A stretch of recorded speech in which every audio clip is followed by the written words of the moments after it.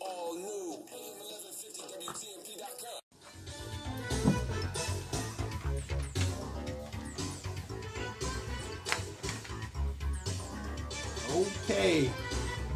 Okay, we getting there.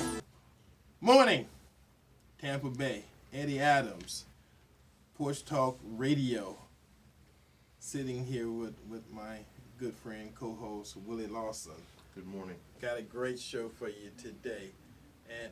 And we're going to just, update and keep everybody alert and updated on some stuff that's going on out there. And this is good because we got Tampa Bay. Y'all got a lot of mess. y'all keep a lot of mess, but we ain't Broward. See, that's the thing. That is the truth. We are not Broward. We're not Broward. So that's good because we touch because we're in the state of Florida. They got people around the country voting to cut off the state of Florida, just let it drop into the Atlantic Ocean, just have a little line around there and round it off and go up to Georgia somewhere. I don't know. If Georgia behaves like they've been behaving lately, they may But have to come with us. Right. Georgia ain't that much better than Florida. I just remember. They may have to come with us. Okay, before I start the show, let me get this out the way. If black folks, okay, I'm going to say this, but not politically correct. If black folks gonna get in the electoral process, when they lose, everybody else is not prejudiced. They're not racist because you lose a freaking election. What? Let me say that again in case you don't understand. If you throw your name out there and you go through the process just because you black, don't guarantee you that you gonna win. The other thing, it don't guarantee you. It don't guarantee you that all the other black folks gonna vote for you because we smarter than that. Again, this is a process. And then if you're gonna take the chance and throw your name in the hat and run for something because you think you can do a better job at it than the other people who currently doing it, well then you can't call folks, well, you can. I'm gonna just say because you're gonna do that, but you can't lose because you're not the better candidate. You can't lose because you ain't got enough money. You can't lose for 100 million other excuses. I ran for U.S. Congress. People say, well, you're in a Democratic district and you're a Republican. That's why you didn't win. But see, you would never hear me say, oh, I lost because everybody in Hillsborough County or Congressional District 14 is prejudiced. You weaken the real bigots, or you strengthen the real bigots that's actually doing stuff to black folks that is racist when you take stuff like this and say, oh, well, they are racist. See, you're weakening the process. You're weakening the word racist. People don't fear it if you call everything that you do and everything that affects black folks racist, because it ain't. That woman down there in Broward County is making not only the state of Florida look bad, and making all black folks look bad. Again, stuff like that. People remember, you got people in Seattle, Washington. You got people in Alaska. You got people in Hawaii. That's as far as you can get from Florida. Talking about what's happening in the state of Florida and in 2 counties.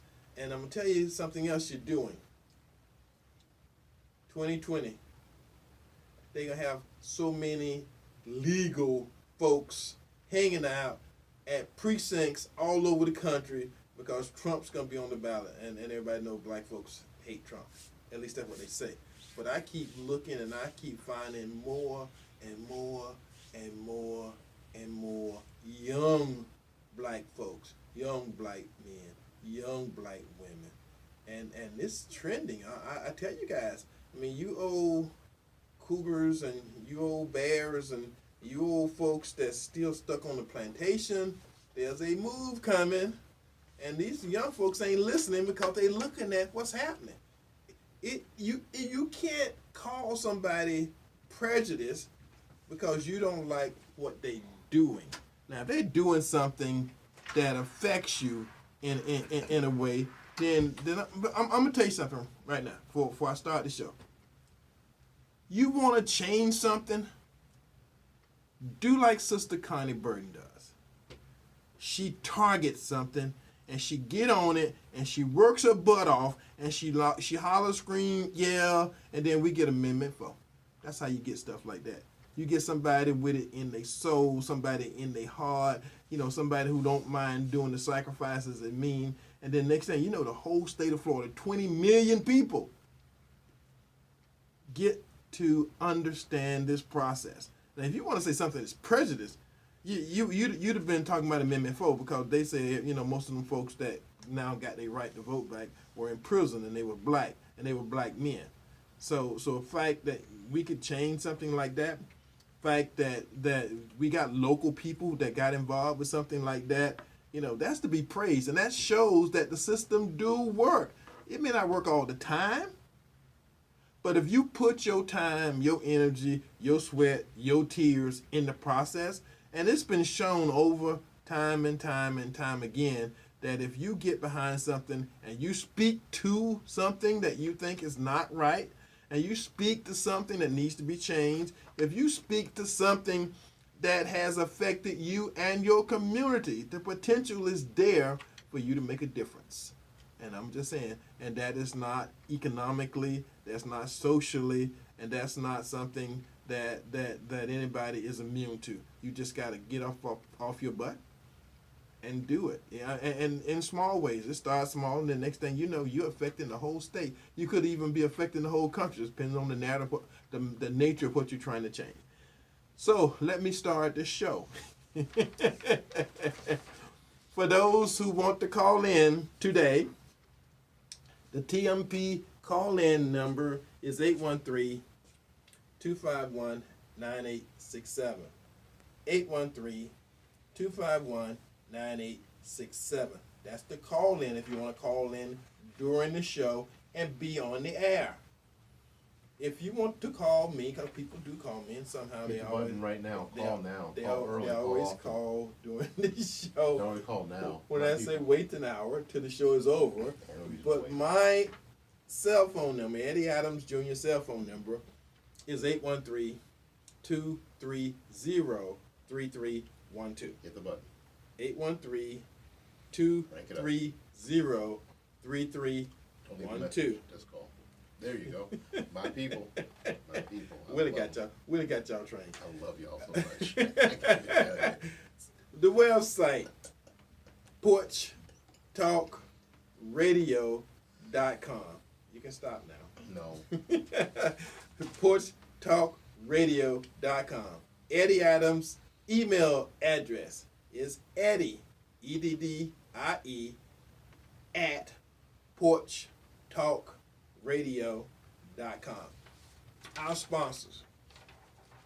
Well, I'm glad I'm with y'all this morning because I almost wasn't with y'all. Stuff keep getting more and more expensive. So they got to pay for all this new equipment around here. So again, let me say this. I try not to get kicked off the air. Hillsborough County Republican Executive Committee. Those guys are doing an amazing job. I got to say this because everybody talks about, what the Republican Party had lost. You forget what we won, okay? After recount, after recount, after recount, after recount, we still got the governorship. And we took, and I mean took as opposed to stole. Folks who are older understand it different. See, if you take something, you're doing it in plain sight and folks are looking at you. When you steal stuff, you need the dark of night. You need to not be seen stealing it. That's why I don't understand, what's happening in Broward County. When everybody in the United States of America is watching you, it makes it difficult to steal. You see what I'm saying? Now you got to take it. You got to take it with everybody watching. Odds are, with everybody watching you, somebody understands the legal ramifications of breaking the law. And usually when you're breaking the law and folks are watching you, somebody goes to jail. So what I'm gonna say to the folks who are in the state legislature, and if not the national, that you put some teeth in the law that say you're breaking the law. You know, the sheriff come picks you up, put some handcuffs on you, and take you into the paddy wagon and take you to jail. Because these laws are as important as any other laws. Election laws are important because I'm gonna tell you, I had a knot in my stomach half the week because I know what they was doing. I could see them stealing votes, you know. But then when everybody's sitting in there, see, that's why everybody was trying to sue, that they watchers and that they people be in the room while they making the decisions on the stuff, because it's hard to steal when somebody's looking right at you and the lights on. You know, you cut the lights off, you know, you can steal some stuff, and which is what they was doing. But again, the Trump thing in 2020. Well, I already see that's gonna be a nightmare. It's gonna be a hellish nightmare because people have already decided that the way to get what they want, and this is sort of going back to a '60s strategy, is to go to the courts. Yeah. If you can't win legislatively, then you go to the courts. If you can't win electorally, then you go to the courts. And we're going to already see that unless in the next couple of years here in the state of Florida, we tighten up our election processes and processes to a degree where it's going to be tougher and tougher. I think that that's important. I think that you got to do stuff like making sure that people have proper voter IDs, that the voter rolls are clean, and we've got some people who are part of our sponsors who are involved in that process, and not be so worried about that every time you want to take grandma off the rolls because she died 2 years ago. Right. Yeah. That's not voter suppression. 20 years ago. No. Grandma died 20 years ago. She still voting. There's a whole bunch of scenarios that in the state of Florida that has a lot of seniors, people die and receive mail-in ballots that get sent in by people who receive those ballots. Right. I don't know if it's enough to overturn an election, but it does happen. But it need not ever happen. And this is the thing too. Let me get the Tar Jones in here, our sponsor from the very beginning. You know, property appraiser and John Desbrow, Print Fast. You know, all your printing needs. You know, if you need a car, he got cars over there. We've got cars. We got one of those. Yeah.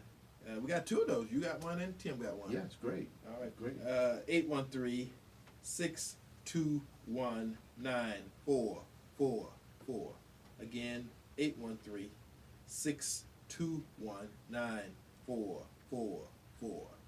So, and again, one of the things we were going to talk about today, I'm just kind of telling you, we're going to talk about the recount, and the other thing we're going to talk about, and some of you guys gonna appreciate this, and some of you guys ain't gonna like it, because I'm gonna say some stuff you ain't gonna like, but I do that all the time anyway. We're gonna talk about something called beneficial black folks getting elected. See, cause we got black folks that can get elected and it don't mean nothing to the people. They ain't gonna do nothing for you. They just happen to be black, and you voted for them because they were black, but they ain't gonna do nothing for you. So they're not beneficial to this community. So we're gonna talk a little bit about that. But first thing I think I want to talk about is make sure that you guys know that they're still doing recounts. It's not official. The Scott Nelson election is still not official. Efficient. It's still not official because there is a. Oh, okay. We got a caller. Let me. Okay, caller. Welcome to Porch Talk Radio this Saturday morning. What say you? Eddie, I got a question. Yes. I'm kind of confused about something you said in your introduction. Okay. You said people that run for office shouldn't get mad and claim racism or prejudice just because they lost, and I haven't heard of anybody that done that. Wait, where you been? Andrew Gillum? No, where have you been? I'm telling you, Andrew Gillum, I have heard and seen repeatedly that, you know, black folks, it may not be him saying it, but black folks saying, oh, he lost because he was black. The lady in Georgia, they still saying she's crying because She lost because she was black. So again, you No, may have think been. this was voter suppression, my Okay, brother. I do. How is that voter suppression? Everybody who wanted to vote voted. The issue is the The count. guy in Georgia was over the election, and he was running. The guy in Florida was over the election and he was running. He stepped down for 5 days. That was it. Rick Scott was the governor of the state of Florida for all but 5 days of this election cycle. Okay? And Yes. but who was applying racism, my brother? Is what I'm asking. I'm telling you, if you read a book, you picked up a newspaper, if you was on Facebook, Twitter, any of that stuff, it was all over the place. So again, you may not have heard it, but I'm telling you, it was out there, and it's still out there. The stuff ain't went nowhere. Just go pick it up. Half of the articles that was written by several people that I know, somewhere in there before you got to the end of it, it said that they was claiming racism, and what that does is that weakens racism, and they call it racism when you got real bigots, real folks out there doing stuff to black folks that's actually racist, but when you call everything racism, then it's losing its effect, and by the time Trump wins in 2020, it's gonna be dead. Nobody's gonna be a real racist because you're gonna be used it up on stupid stuff. All right, so thank you. I think what the caller doesn't understand is that unfortunately there are a lot of people who show up, people who write articles for the Washington Post and the New York Times and the like, and show up and speak for black people, who ask questions. I saw this an article in the Tampa Bay Times where the question was, would Andrew Gillum had won had he been white? And there are people who purport to speak for black people, who purport to speak for the black community, who say these things. So the impression that gets out, and it gets out intentionally, that Andrew Gillum didn't win because, first of all, he was black. Second of all, he didn't get the support of all black people, and it seems like that's almost expected. And I think that's the narrative that gets pushed. Whether Stacey Abrams in Georgia or Andrew Gillum in Florida stands on a podium and actually says that is almost immaterial anymore. All right, we got another caller. Caller, whacking the Porch Talk Radio this Saturday morning. What say you? Yes, I'd like to say good morning, and good morning to I've called in before, the fellow Seminole there, that's same as I am. Go Noles. Yeah, go Noles. This is what I see from both parties, and when it has something to do with black people. We think that Democrats are better than Republicans, and Republicans better than Democrats. We shoot each other down, and we hurt each other with all that craziness, even from the last show, when we shoot another black down and we keep shooting each other down, and all the white people just doing is sit back and looking at that. See, if I was a white Democrat, I could vote for a Republican because it wouldn't hurt me any kind of way. Whoever gets in there, any person that gets in there, I'm white, it's going to benefit me. See, we hurt each other so bad by doing these things. And Trump don't care about us. He could give us $20 because he's going to get $40. And we just really kill each other with this craziness. We can't be together because it's stemming from this the slave mentality. It is really coming from the plantation that we're really hurting each other. And well, they're going to escape, master. They're getting ready to escape. So you need to go in and get them because they're going to escape tomorrow. He tells the master the plan, and that's what each show is doing. When I listen to them on TMP. Now the one and the thing that's in Georgia, that what's happening in Georgia, that man cannot be the judge in Georgia. It's like me committing a crime, and they say, okay, I'm gonna go into the judge, and I'm the judge too. I don't care how many days he stepped down or how many days he was still, and that's what's going on. And we need to learn, but we have no other choice but to vote for one party or the other. Yes, you do have choices. I keep telling you, you got choices. Now, you may choose to only vote one party, but that's up to you. You got choices, and you can always choose not to vote, which is a whole bunch of black folks in the state of Florida chose not to vote. Again, people didn't have to vote for Andrew Gillum because he was a socialist. I'm telling you, I'm calling him a socialist, and a lot of other people thought he was a socialist because he said he was going to raise our taxes. It's not a whole bunch of people want their taxes raised, even though folks in Hillsborough County went butthurt crazy, passing every tax that came down the pipe this year. But wait till January come. Wait till January 16th come. You start having to pay another $1.50 on everything you buy in Hillsborough County. It ain't gonna take long for that to grow old, and that's 30 years. You're looking at that for 30 years because you got 1 cent sales tax that you're currently paying from before when they built the stadium. So again, you forget in a couple of years, but that tax ain't gonna go away till it's time for it to go away. And when it's actually time for it to go away, it still may not go away. So again, some people voted against or not vote for Andrew Gillum because he wanted to raise your tax. That's not a good idea. I'm telling you personally, I voted, and everybody knew I was voting against the socialists because I said it. I said it repeatedly. I'm not going to bite my tongue because when I say stuff, I'm thinking I'm trying to help the community. Sometimes the community don't think I'm trying to help them, but it's a lot of people trying to help the community because higher taxes affect black folks differently than it does everybody else. You pay more for everything right now. The taxes go up, you're going to pay even more than everybody else is paying the same taxes because you're already paying more. Taxes are based upon what you buy and what you spend. And if you're spending more money, anyway, it's the same thing. A carton of milk costs you $2.50. Well, you go to the black store down the street to the corner market, that carton of milk gonna be $3 and something. The same carton of milk. No difference, same label, same amount inside, same everything. You're gonna pay more, which means you're gonna pay more money for it. So again, to me, it just makes sense to not pay more taxes. I'm just saying, that's just me. Well, I think what the caller is alluding to is that there is a two-party system. Well, if you look at every ballot that you get, there's always a third and sometimes a fourth choice. Yeah. Now, is it practical to pick that third and fourth choice sometimes? Probably not. But it would send a huge message to both parties. And the idea, though, that we keep hurting each other is that we have got to really engage in serious conversation inside our own community.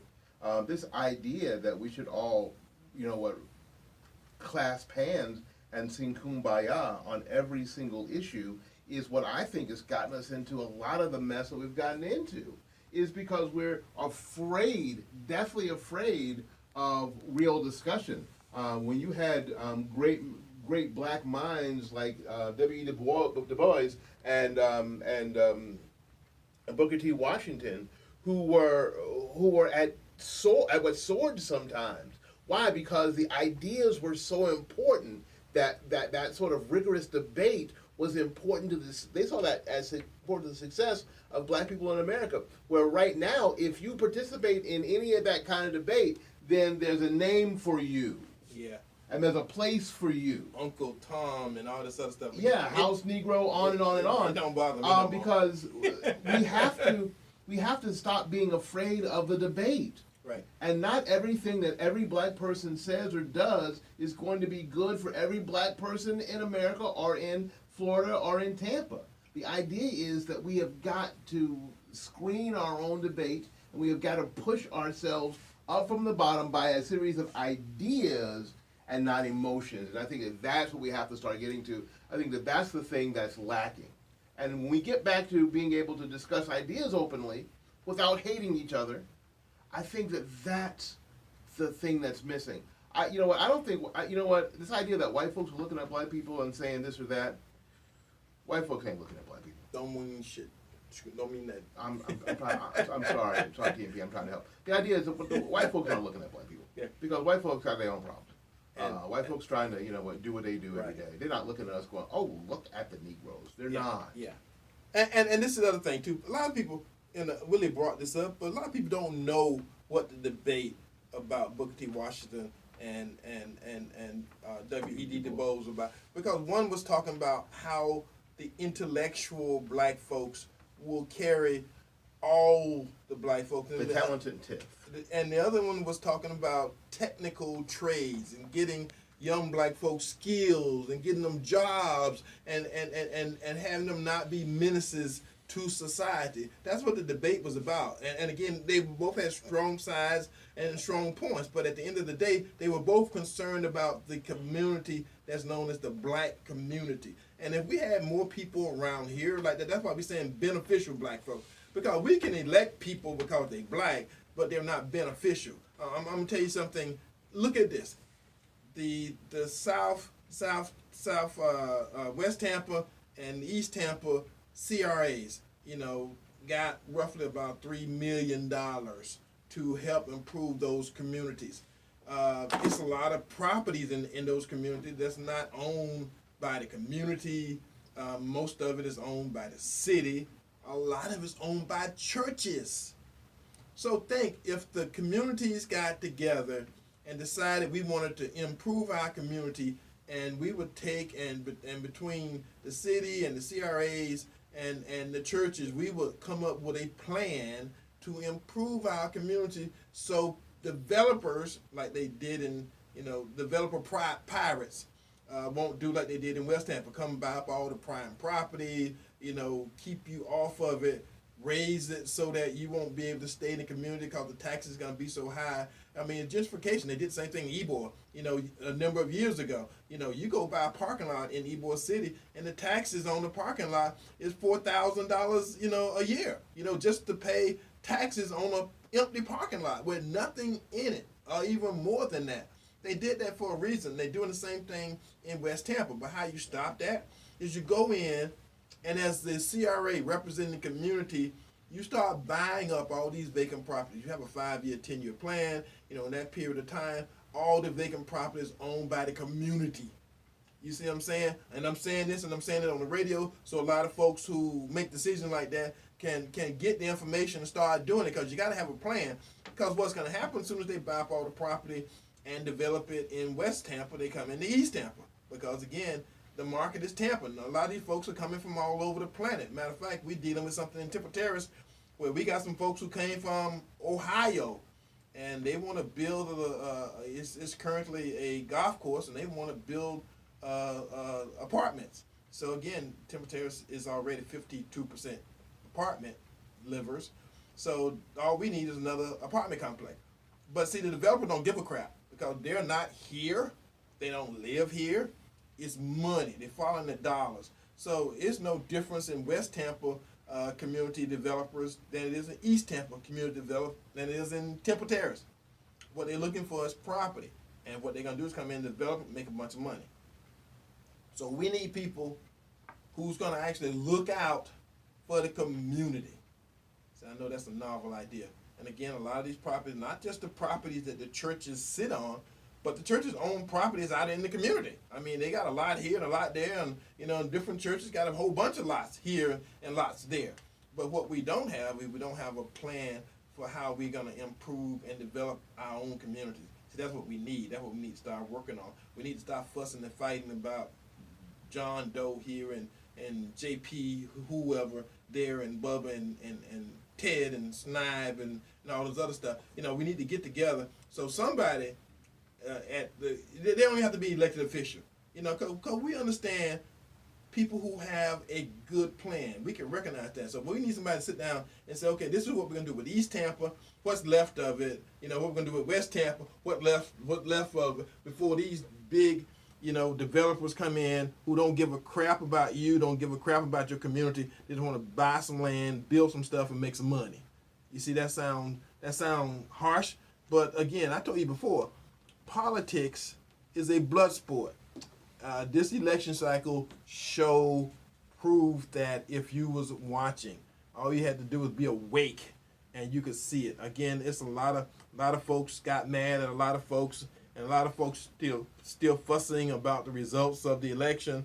And guess what? It's going to happen again in 2 years. Matter of fact, I'm going to tell you, officially, give them 6 months. Come June of next year, everybody that's running for anything will be running. That's 6 months. So you get, somewhat maybe a 6-month break. And then after that, it's going to be full swing 2020 election cycle stuff. I think I may have to go on vacation. I'm going to have to with Sean go on vacation. I just might have to, because I need a break. You know what? And here's the deal, and here's what a lot of people don't get is that the battlefield and the methods are always changing. You know, for a while when I was a little kid, and I was a little kid in the '60s, you know, what the battlefield was, frankly, the streets. Yeah. But it changed. The battlefield went to the classroom, and then the battlefield changed to the boardroom, and now the battlefield is how can we make sure that we continue to hold on to property, especially in the urban core, to keep developers from the outside from coming out. I mean, from coming and taking the land. That's a bigger, and you're right, that's a bigger threat. And I've been saying gentrification is a bigger threat to the urban core than any one single thing in years. Right. Yes. In years, because you know what you got you know you went to the courts and you got all of the political lines drawn like you want them. We live in a pre-clearance district, which means Hillsborough County can't change a line one street over without having to go to Washington and begging for that change. So you know what's a lot easier? Buy up the property. That's right. And change the people. That's right. The lines remain the same. Right. So the Justice Department had nothing to say because the political lines are the same as they have been. Nothing has changed. And this is the most insidious thing ever. And I think that this is what we have to start looking at. So now we have to be a little bit more agile politically and socially and say, now the battle has changed to this property and this development that keeps happening. Go to Tampa Heights. Go to Tampa Heights. Stand on Highland Street. There are two little ramshackle houses left. Yes. One of them Yes. was owned by Julia Jackson. Yeah. Very important person in my life. And there's one right next door to it. And when I was a youngster, that house, that block was full of people who lived there. Yep. And houses that didn't have mortgages. Right. And now, well, it's where you park when you want to go to the water park, or where you want to go to start walking down the river walk, or where you want to go to Armature Works. That's what it is. And it's owned by developers. It's not owned by us. It's not owned by black people. It's not owned by black entities. It's not, you know what, most of it's not even owned by the city anymore. It's owned by outside entities that are coming from other states that are going to develop that property, and the property taxes are going to be so high that the people who wanted to live there can't afford to live there when those apartments come out of the ground, when more apartments come out of the ground. This is the battle we're facing. This other stuff isn't going to matter a tinker's damn when we are completely displaced from our communities. I mean, this whole that we need to lock arms and roll together as black people and blah blah blah. I mean, yeah, okay, but where we gonna live? Right. Where our stores are gonna be? Well, our store's already gone. Where Somebody else already got where that. is where's our power? Where's our economic power going to be? Well, it's going to be completely dispersed if indeed we don't make that shift, and we better make that shift sooner than later. I'm just saying. Yeah, and see, I know we got a caller, but the problem is, if it's your property, you can control it. Again, Main Street in West Tampa, they had a plan. Almost all Main Street used to be, at least the part in West Tampa, used to be black businesses. Well, somebody just come in and pretty much bought all of those properties. They still may have black storefronts, but black folks don't own the property. And it's happened all over West Tampa, and it was systematically. You got targeted. You got targeted the same way Ybor City got targeted 20, 30 years ago. That's true. And believe it or not, it was only black folks and Hispanic lived in Ybor City for a long time. Nobody else wanted to live there. And then all of a sudden, and again, we're not politically correct, some white guy woke up and said, it'd be nice to own Ybor City and put our business there. And then it caught on, and then a bunch of them started buying up all the property. Try to go to Ybor City now and try to buy a piece of property.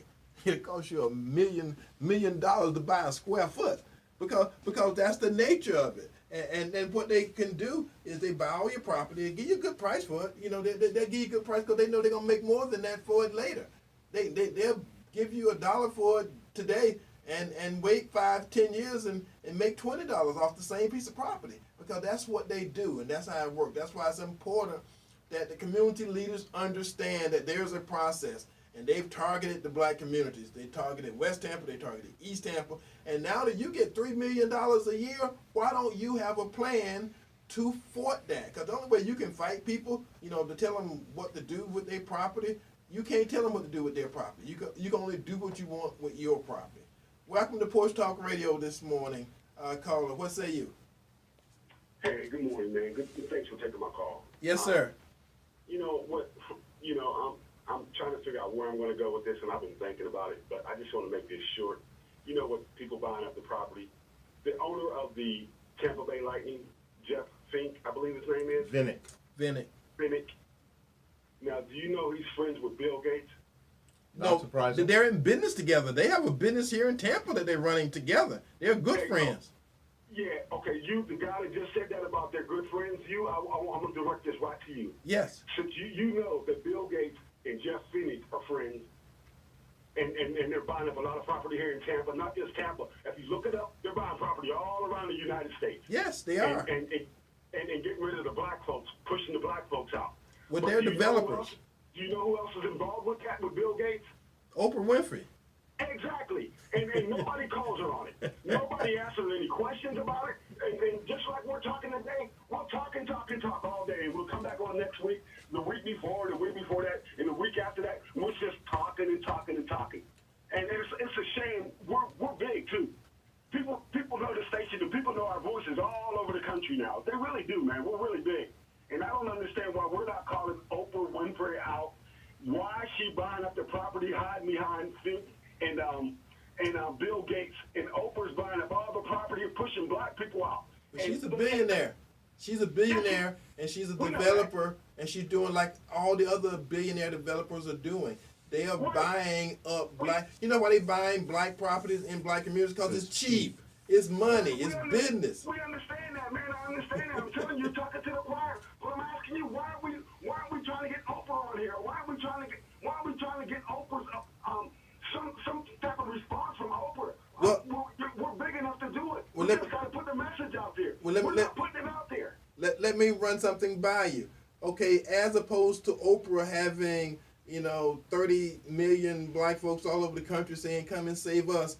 We got $3 million. Matter of fact, we got $6 million. You put the two local CRAs together, and that's tax money going back to the community from which it came as a concept. Why don't they take that money and start buying their own property within their own communities and taking that and organizing with the churches and making their properties, produce income, and thereby they're not dependent upon somebody else to come in and save them. See, our issues become we are our own worst enemy. But I think and we need to be our own saviors. But I think that's, I've been on the EastTampa Revitalization Partnership for a while.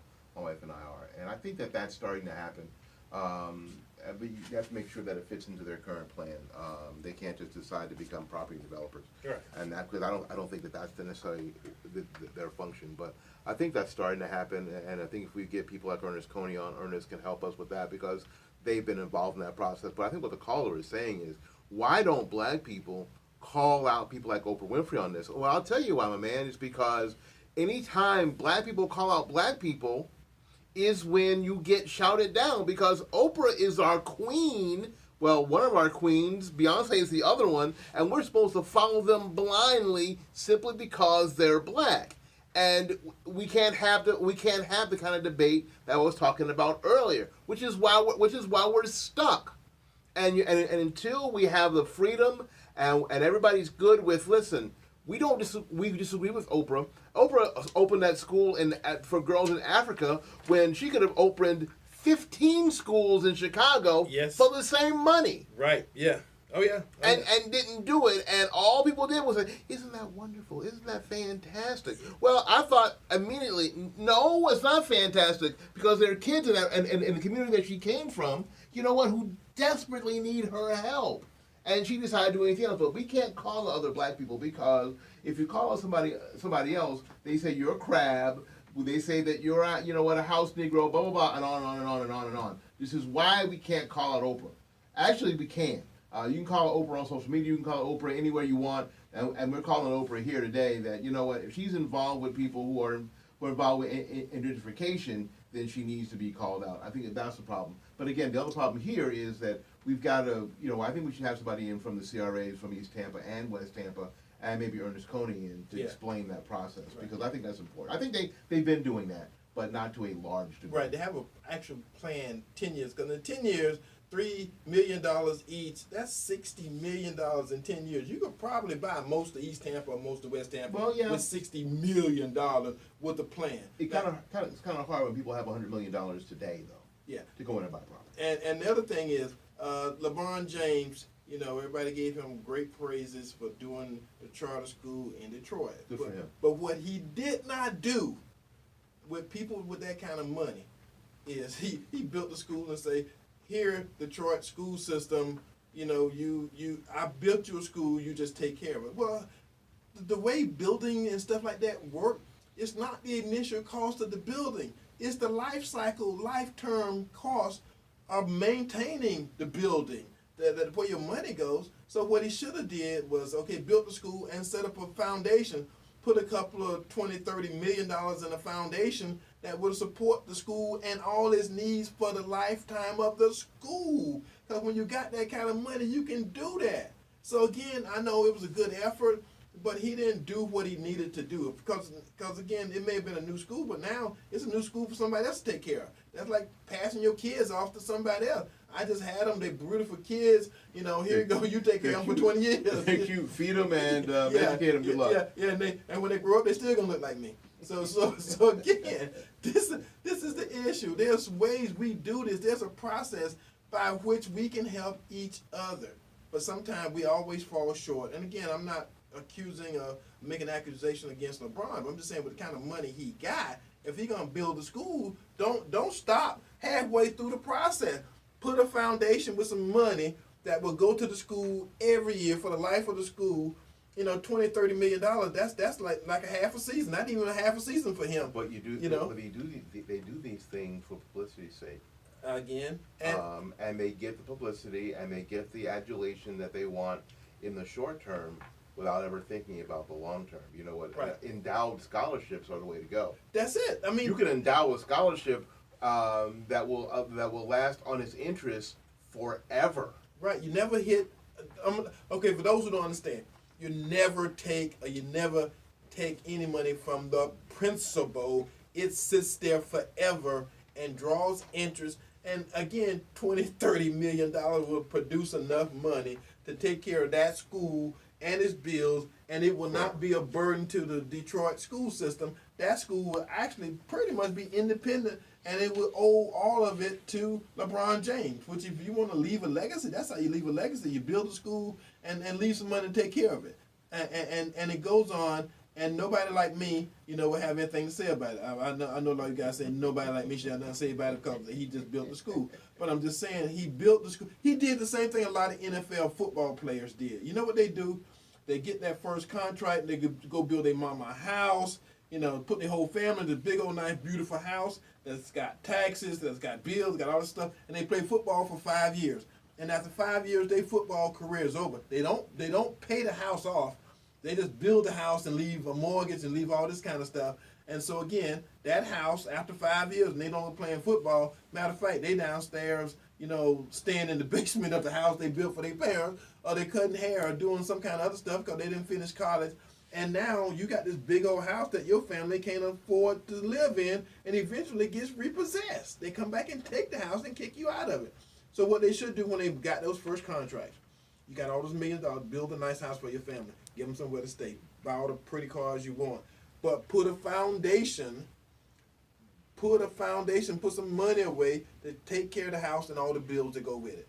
Because again, as soon as you start playing football, them bills and stuff don't go away; they continue. But some guys are doing that. You got, you see people building foundations. Because they're getting better and better advice from their financial people. Because it's horrible to see them play in a major sports league and literally blow through tens of millions of dollars, and then have nothing to say for it when they're our age, when they're 50 years old. They're waiting on their Social Security check to come. And concerned about people, not feeling sorry for them. It's hard for me. I'm going to throw it out there. See, I'm not politically correct, so I'm going to throw it out there.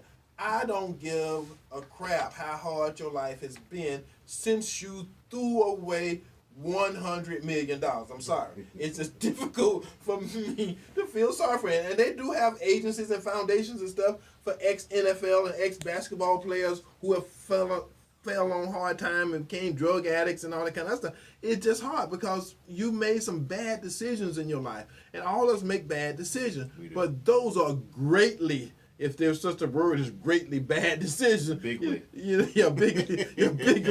Bigly bad decisions. You know, again, the blow through, you know, with limited opportunity for most of the black kids that grew up in America, for you to be one of those few that get the privilege of earning hundreds of millions of dollars, and within 10, 20 years after you stop doing whatever it was. I mean, Michael Jordan is a great example because Michael Jordan was a sports figure, but he has more money now than he had when he was playing. That's what I'm talking about. You get the money to make those decisions, and if you do some good things other than just spend your money, have 12 Mercedes and 12 Maseratis and Ferraris and all that kind of stuff with your money. I want a Maserati. I know we got a caller on the phone, but you get to make some smart decisions, and then you don't give your money to somebody else and just go to sleep and don't worry about it because them people will rob you blind. And most of them people they hire are white folks. And white folks take all their money and now they culture, just. Eddie, I think that black people have to start looking at money. Again, things we talked about with gentrification and property and owning property. To think about money and wealth differently than we think about money and wealth now. The whole idea of you see the rappers and you see people, and you know what, I see people on Instagram, because I'm on Instagram a lot, who is obviously just got paid on Friday and they get all their money in 10s and 20s. They're, you know, they're $400 and they get it in cash and they put it on their bed and they fall on it like it's real money.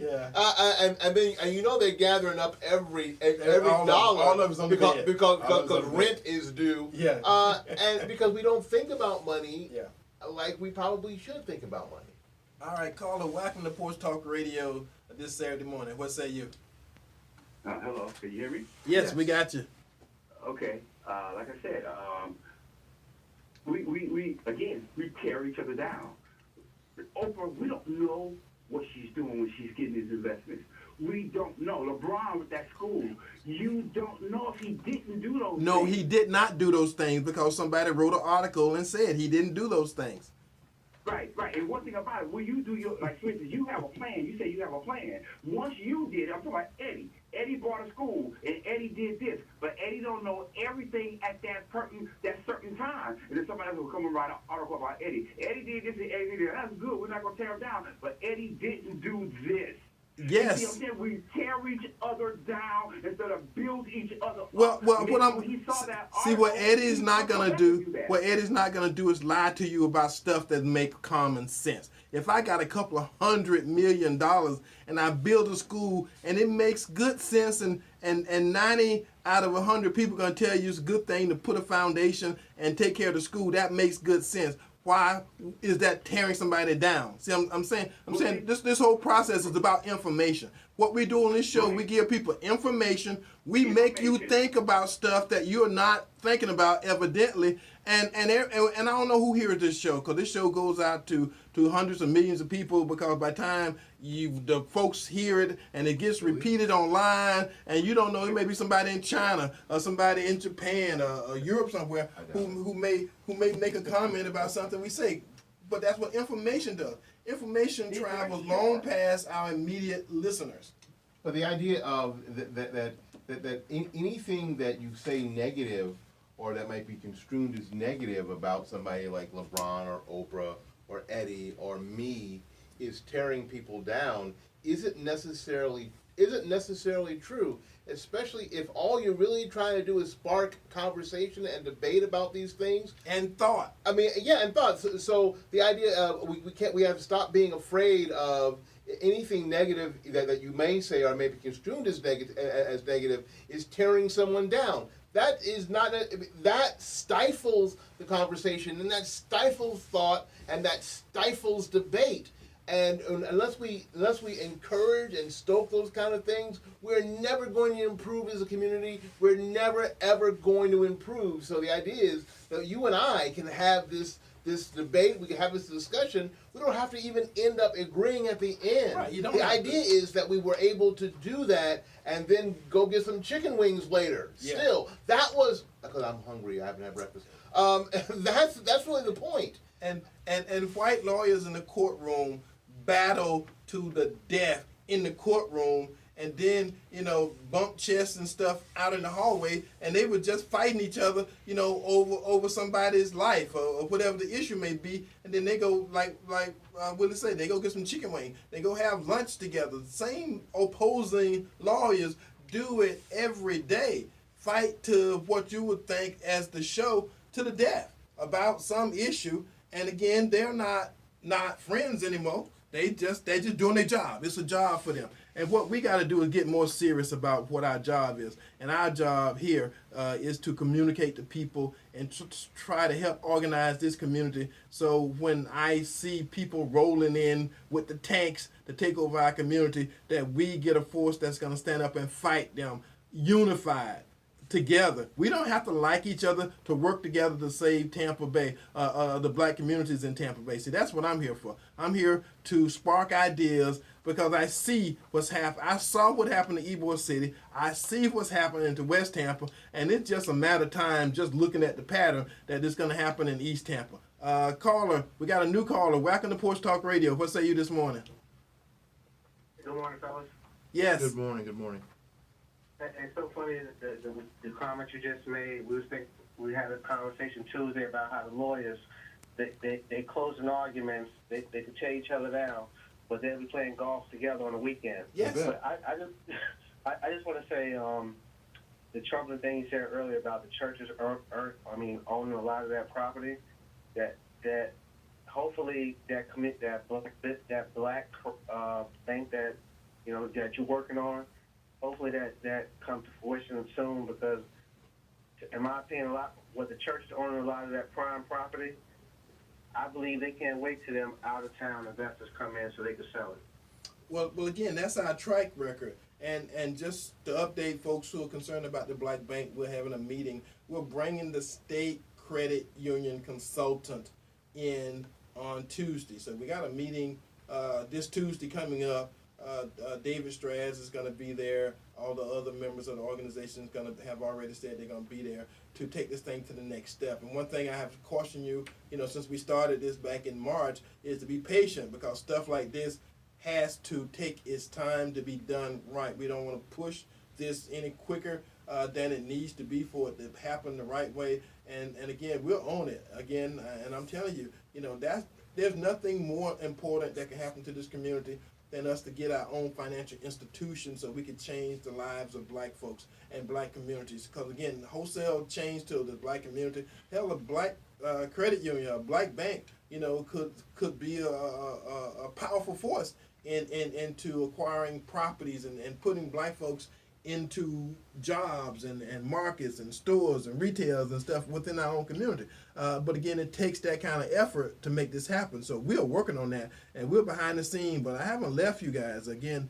we got a movement happening. Like I told you before, it's going to take its time, and we're going to do this thing right, and everybody's going to be the benefactor of it. All right? All right. So, on this day in history. Oh, yay. Yay. On this day, yeah, you almost made it through the show without it. On this day, November the 17th, 1800, the U.S. Congress held its first session in Washington, D.C., in a partially completed Capitol building. A lot of folks don't know that the first site of the U.S. Congress was in Philadelphia, and that's where everything was done, in Philadelphia.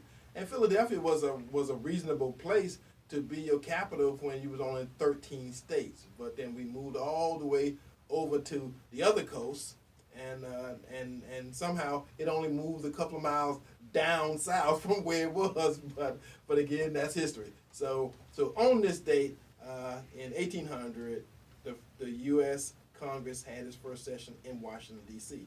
On this date, November 17th, 1869, the Suez Canal opened in Egypt, linking the Mediterranean to the Red Sea. On this date, November the 17th, in 1962, Washington Dulles International Airport was dedicated by U.S. President John Fitzgerald Kennedy. And last but not least, on this day, in 1982, the Empire State Building was added to the National Register of Historical Places.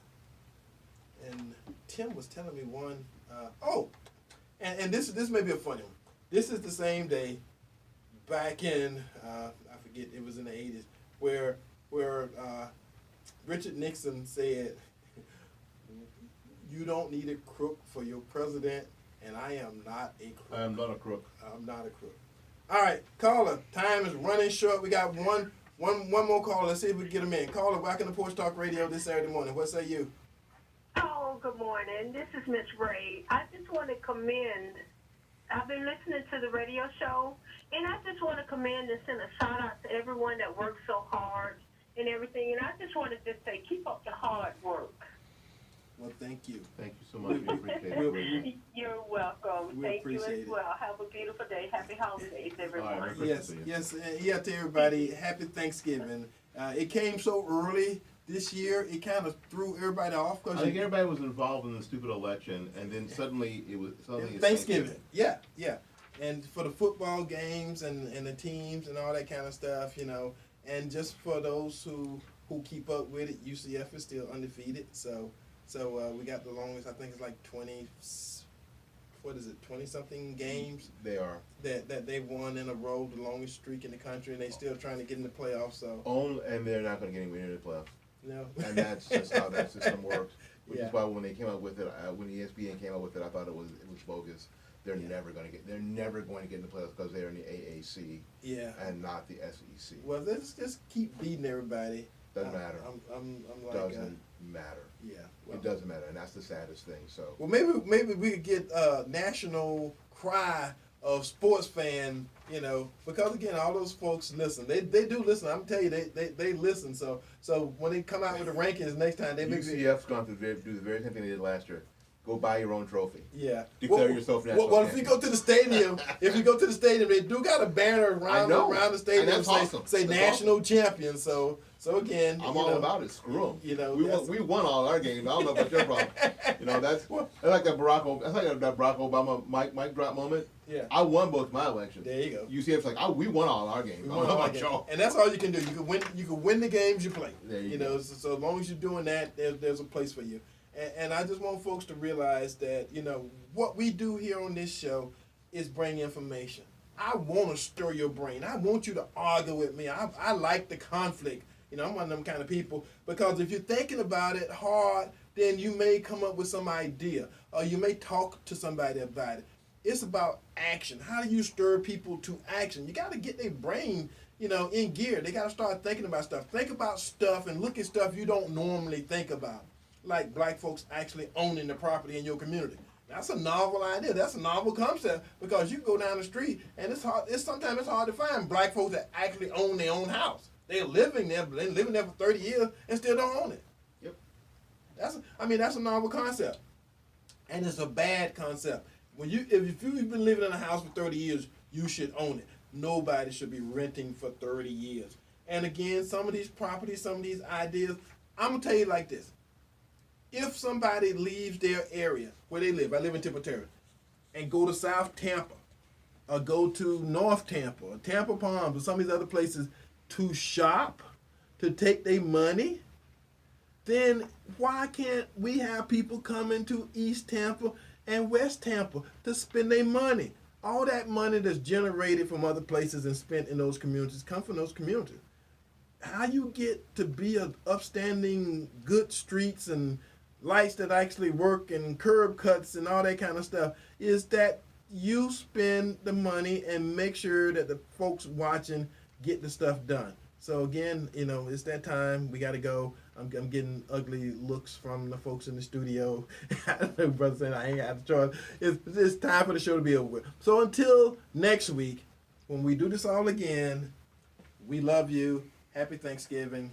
Bye-bye. See you when we see you.